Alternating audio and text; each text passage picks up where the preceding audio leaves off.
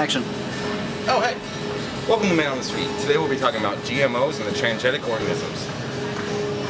I had to stop. People are walking right behind you. Imagine you're talking to your grandma, because right now you're talking to your creepy uncle. And I need you to like level down a bit. Grandmas are all dead. Hi, guys. I don't know what, I don't have it by memory, so it's hard. Well, we're going to interview people at the farmer's market about basic modifications and more advanced modifications to any natural beings. We're talking about the glowfish, the glow-in-the-dark puppies,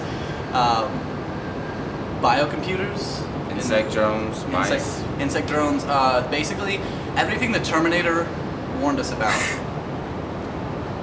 Sounds good. Fine. Let's roll. Jesus.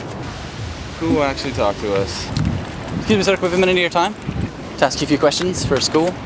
What school are you guys at? Oregon Culinary. Okay. We're talking about GMO corn and transgenics that they're doing out there. Are you recording this? Yes. Yeah, why didn't you tell me that? I would appreciate it if you would. Okay, no problem. Yeah. What about for physical traits? Like we have glow-in-the-dark fish. They've tested on glow-in-the-dark rabbits or cats, or just for the future, people want exciting animals. No. You seen anything positive out of that? No. Oh yeah, the whole thing started with golden rice. They said that people were going blind for vitamin A deficiency. Changing the DNA structure of the rice to get vitamin A in there and solve the blindness for the vitamin A deficiency. But it all went south when everyone said it guarantees fighting blindness. Is there anything food related that can come good of this? It's counterproductive to human nature. Yeah, Man on the Street here in front of the Mix magazine where we were denied interview. So what are your feelings on the transgenics or GMO corn, like the food that are getting into our system now? Ethically, what do you have feelings on that? Well, there seems to be an issue that obviously if the genetically modified pollen comes into the natural corn, that's actually affecting the genetics of the other corn. Really, it's like, how would you undo that ultimately? Yeah, the undoing is the hard question. The transgenics, now that they've done it with vegetables, have you heard of the pets, glow-in-the-dark pets, insect drones, mice drones, genetics testing?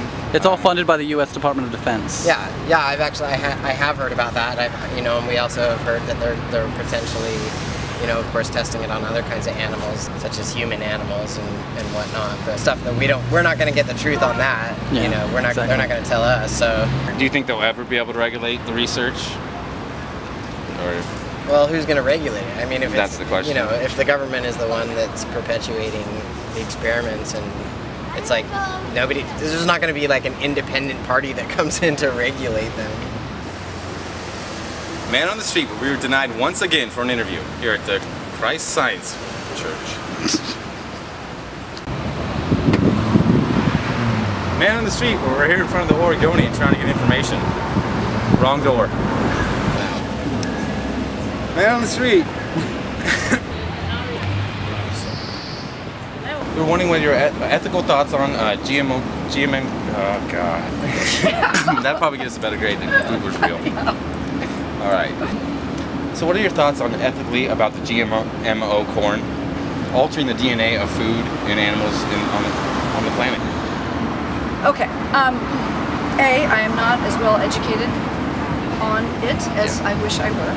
I first heard of Monsanto because it was a ride at Disneyland when I was a kid growing up, and it was the coolest ride. You were on this little like spaceship thing and zooming around, and it was cool. So my early memories of Monsanto are like, God, Monsanto, good.